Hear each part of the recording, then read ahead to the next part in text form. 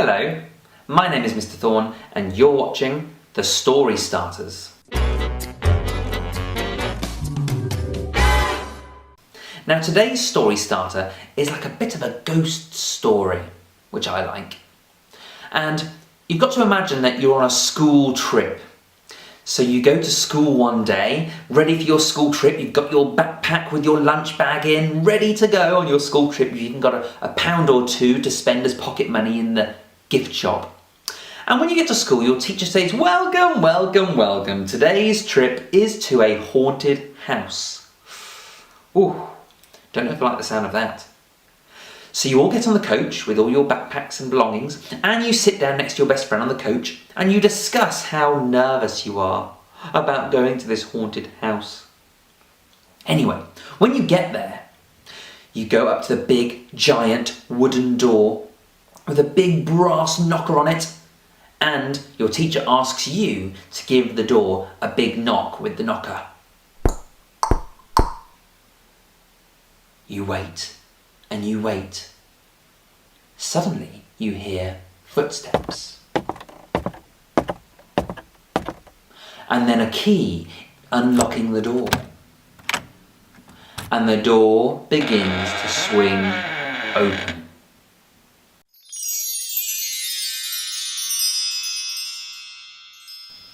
What happens next? That's up to you. Is it going to be a good school trip? Is it going to have a happy ending? Are there going to be any scary ghouls roaming around this haunted house? Or are they good ghosts and ghouls that help you save the day? Does anybody get lost or stuck or get captured? Have a think.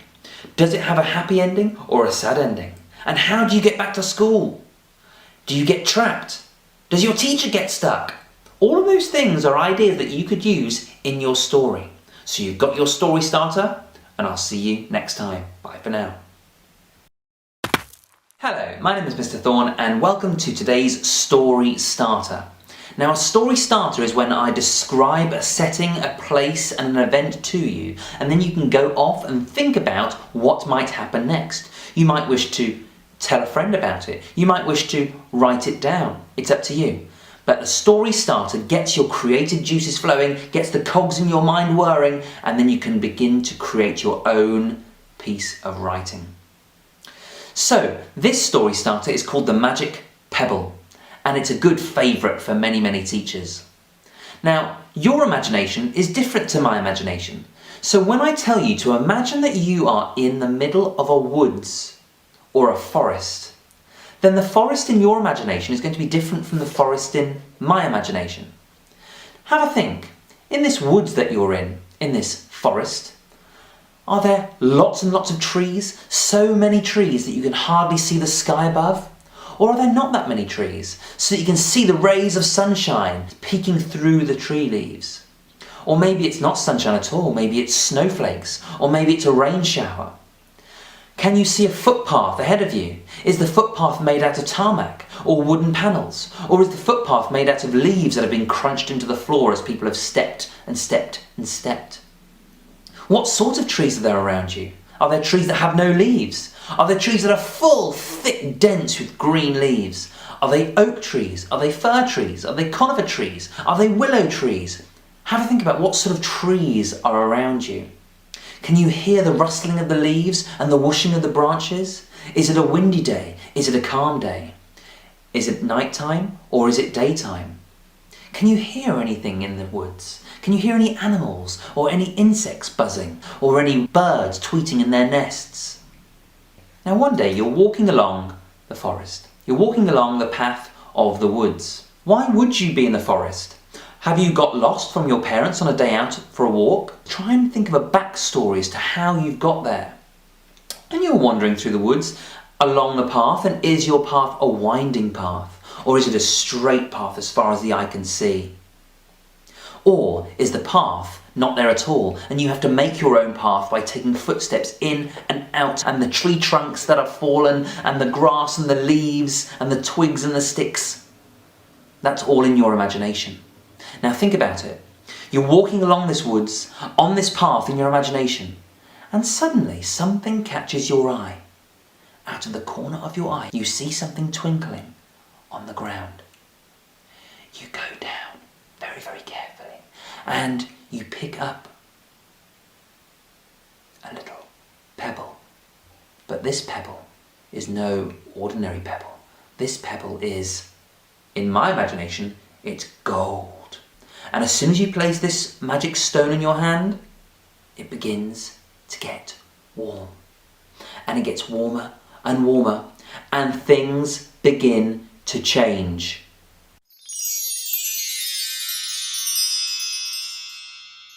Now the rest of the story is up to you. What do you think is going to happen now you've picked up that magic stone? In your imagination, it may not be made of gold. It may be made of crystal, or amethyst, or something a bit more interesting that you've decided on. Maybe something's going to change to the pebble and the pebble is going to turn into something. Or maybe something happens to you and you change. Or maybe something changes in the environment around you. Maybe you get taken to a different place. Maybe you're not in the woods anymore once you've picked up this pebble. Have a think about what's going to happen next in your story. And also think about how are you going to get back home. Maybe you don't get back home. Maybe it's continued in another adventure. Have a good think, and that's the story starter for this week. Bye for now. Hello, welcome to Mr. Thorne Does Story Starters. Thank you for coming back. Today we're going to think about a different kind of story. And remember, your imagination is different to my imagination. So when I describe this story starter to you, remember you'll be thinking of something else compared to me. But that's the great thing about the imagination, and everybody's imagination is their own. So your ideas will be different to mine, which is great. Now I want you to imagine that you're on a boat. Now think about what kind of boat is it? Is it a lifeboat? Is it a schooner? Is it a yacht? Is it a sailboat? Is it a canal boat? Is it a cruise ship? Is it a big ocean liner? Think about what sort of boat you might be on. And then think about where on earth your boat is. Is it in a river? Is it in a lake? Is it in a pond? Is it in a canal? Is it in a sea? Is it in an ocean? And now think about what sort of oceans and rivers do you know? The River Thames, the River Amazon. What sort of seas do you know? The Dead Sea, the Black Sea, the English Channel. What sort of oceans do you know?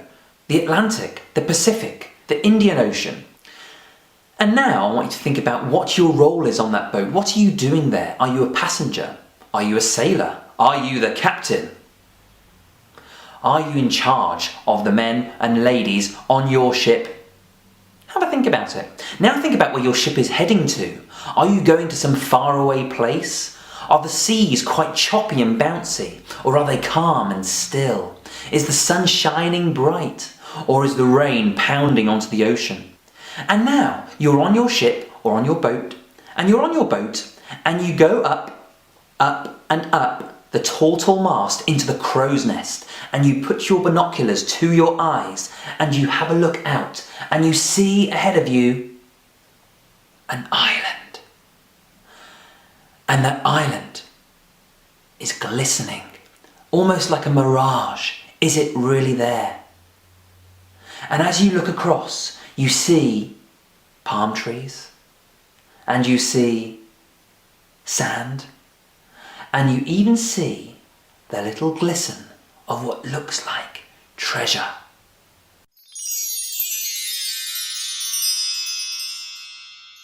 Now what I want you to think about is what happens next. Are you going to land upon the island and plunder it for all of its treasures? Or maybe there's something else on the island, keeping that island protected from the outside world. Or maybe on that island, somebody needs rescuing, someone who's crashed there on their own ship, in a shipwreck. Or maybe when you get to that island, you'll find a bottle with a message in that bottle that has been washed ashore in the flotsam and the jetsam. Now it's your turn to think about what happens next in this island story. Over to you.